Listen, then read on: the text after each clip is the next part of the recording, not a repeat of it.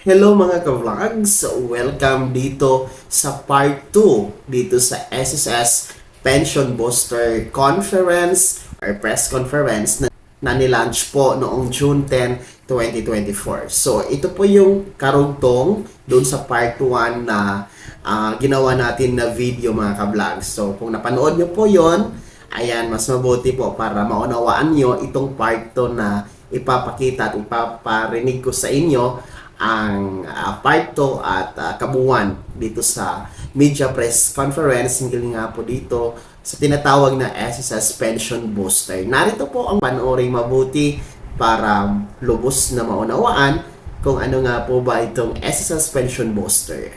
Magandang araw, sir. Araw po.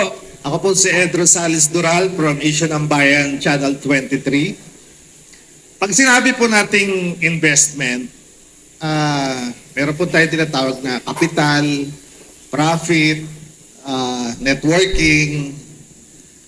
Paano po ba na igagaranti ng government na ito po ay legit?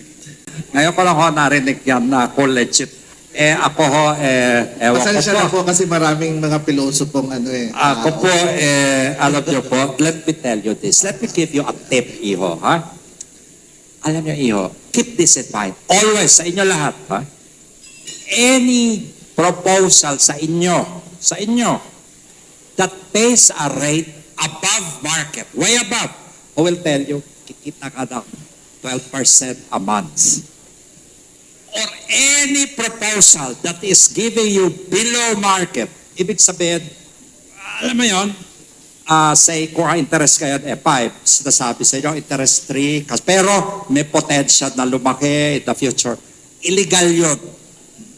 100% ako illegal yun. Ha? Kami sa SSS, hindi kami ganon. Kami, we stick to within a market range. You know what I'm saying? Yes. There is never in the history of SSS, nor GSIS, of which I was president also, that we invested in something illegal. I don't think that's, alam nyo, I mean, we are I'm not very saying professionals. I don't know how to just explain clarify. it. Ako, at a glance, alam ko na kung illegal o kung may, hindi. Ano yun eh? May second question, President. Clarification lang. Kasi nabanggit nyo kanina na ito ay para sa market na professionals. Yeah. So, and I understand para din ito supplemental sa mga existing members. Ano po? Yes. Sir, paano po yung mga voluntary members? Para sa voluntary na to eh. Naintindihan mo? Alam mo, I'll give you a classic example. Yung mga seafarers po, sila po ay voluntary miyembro ng SSS today. Okay. Tama? Hindi, kasi nagtatrabaho sila sa abroad eh, di ba? So sila po ay nagpapadala sa amin ng I think minimum 1,100 or lagay ba na 1,200 a month. Tama? Yun ang kinocontribute nila. Voluntary lang sila. Kung gusto nila dagdagan yun, gawin nila 2,000. Edi sila yung mga voluntary members po. Alright. Hindi lang po ito sa mga regular employees. Pati ho, mga seafarers, pwede, OFWs, pwede. Yung mga doktor, hindi naman sila empleyado eh. Tama? They're not members, they are members of the SSS on a voluntary basis. So, gusto nila ba dagdagan yung pension nila? Pwede. Isa pa ho, there are 3 million government workers. 3 million. They can be members of the GSIS and be voluntary members of the SSS. Tama? So pwede rin sila magbayad dito sa pension booster. Sir, mga kailan po nyo bubuksan itong pension? Bukas na sir? to. Okay.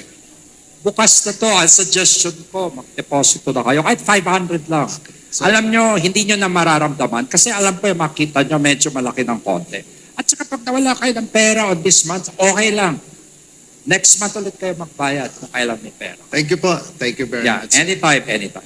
Thank you, sir. And we also, sir, na-mention nyo kanina, meron tayong mga guests here from the seafarers, meron tayong professional sectors, meron din pong gustong magtanong from the Philippine Dental Association. Meron po silang katanungan. Ayan, tulad regarding sila. my SSS pension booster. Yung mga sa dental association po, voluntary sila. Kasi yung mga dentista, hindi naman sila empleyado, kundi negosyo, di ba? Go ahead, ano yung tanong ninyo? Hello, sir. Yes, ma'am. Is it morning ba ba?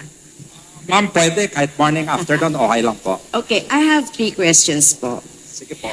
First one po is the interest of the SS Boost compounded? I mean, let's say I have 10,000 this month for the year, I mean, and then mag-earn siya ng 7.2. After a month ba, is it compounded?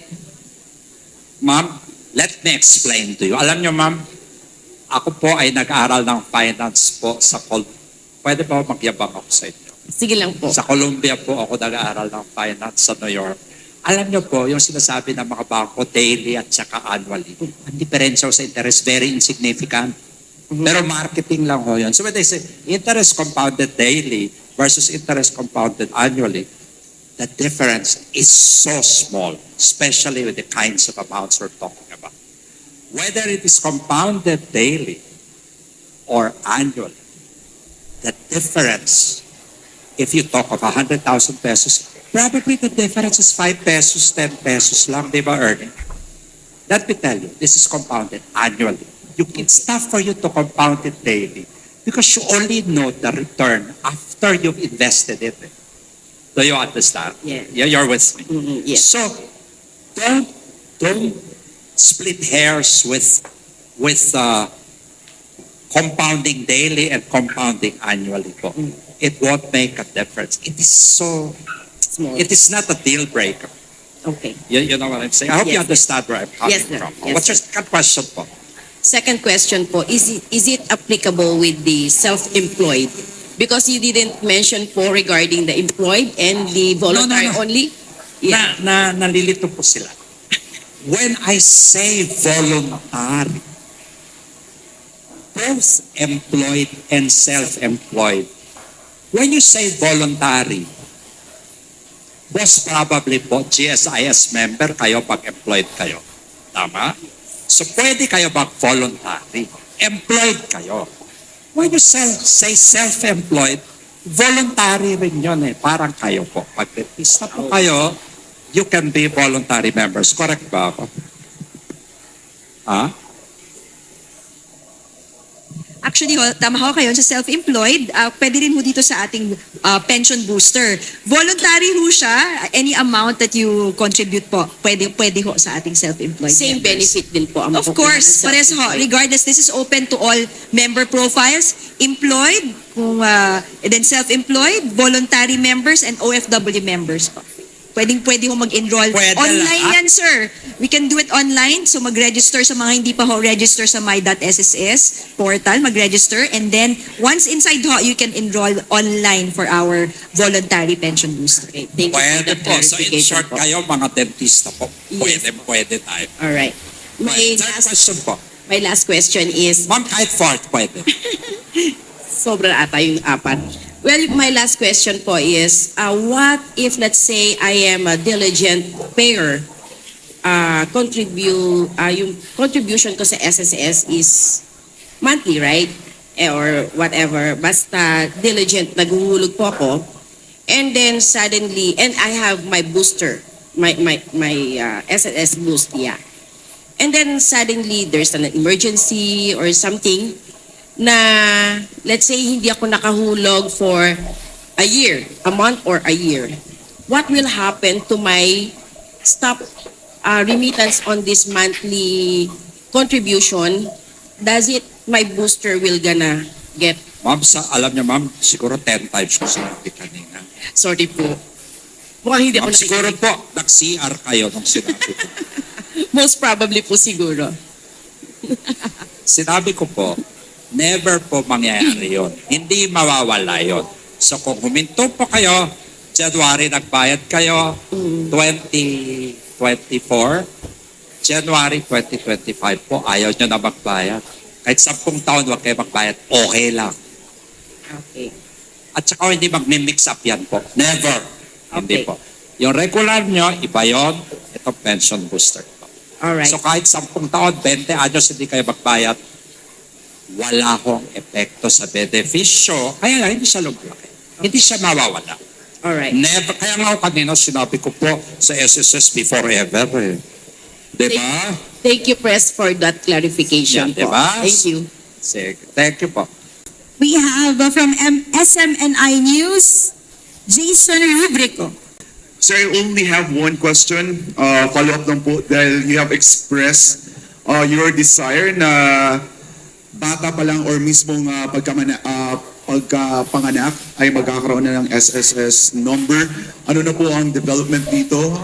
May ongoing talks with the Philippine Statistics Authority. Ay, andyan si Commissioner De Claro. Sir, ano ba latest? Alam niyo, hindi ko kaya lahat na. Pero inassign ko po to kay Commissioner De Claro. Siya po. Ha? Kakausapin ka daw niya mamaya. Okay. Ha?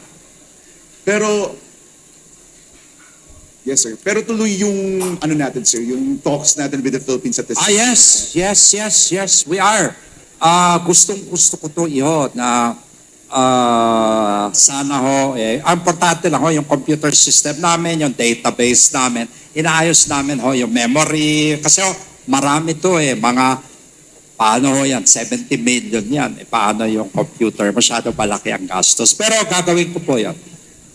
Sir, para lang mas ma-appreciate po ng public, how will this help the operation po o yung pagbibigay po ng benefits para sa mga SSS members sakaling ipatupad na itong pagbibigay ng mga numbers dun sa mga children po?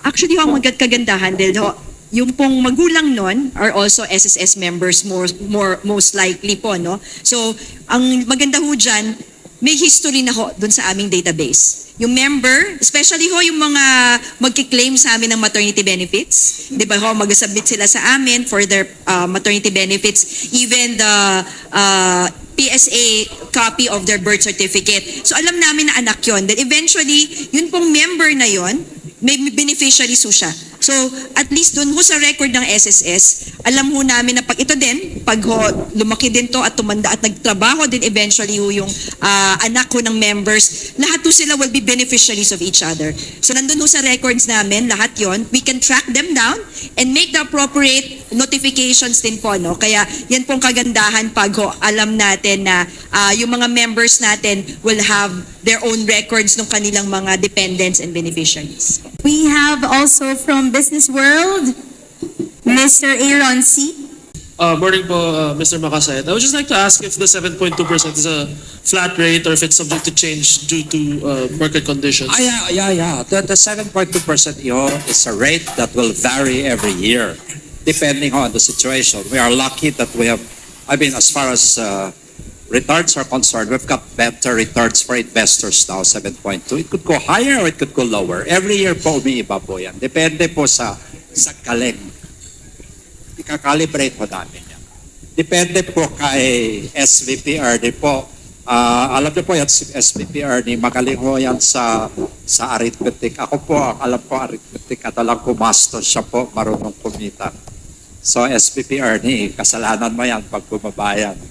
So ayun po mga vlogs, no, ang part 2 at katapusan dito sa media press conference na ginanap po noong June 10, no, hinggil nga po dito sa pag-launch ng SSS dito sa pension booster. So kung napanood nyo po yung part 1, I encourage nyo na panoorin nyo yung part 1 at itong part 2 para andito kasi yung mga impormasyon na nagsasabi kung ano nga po ba itong SSS pension booster para maunawaan nyo or kayo na din ang makadecide, no, after nyong mapanood yung part 1 at itong part 2, kayo na mag-decide kung gusto nyo ba mag-invest dito sa SSS pension booster para tumaas po at lalaki ang inyong SSS pension pagdating ng araw. So pagkatapos po nitong episode na ito mga ka-vlogs, no, kung napanood nyo nga po yung part 1 and ngayon part 2, ano na po ba ang sa tingin niyo? Mabuti po ba ang SSS Pension Booster?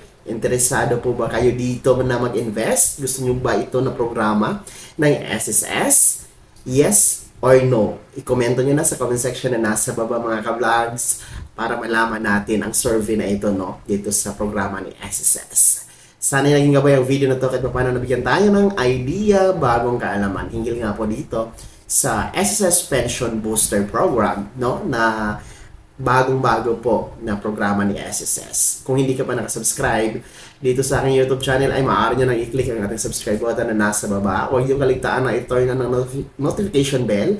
Ilagay niyo sa all para updated ka sa lahat ng mga videos na i-upload ko. Maaari mo ding i-like ang video na to. At kung meron ka pa mga katanungan, ay maaari nyo i-komento sa comment section na nasa baba. At paki-follow na din po ang aking official Facebook page na andyan sa screen nyo. Muli po, ako si Daniel Timpawa na nagsasabing dito sa aking YouTube channel, Pawang Katotohanan at lahat, totoo lamang.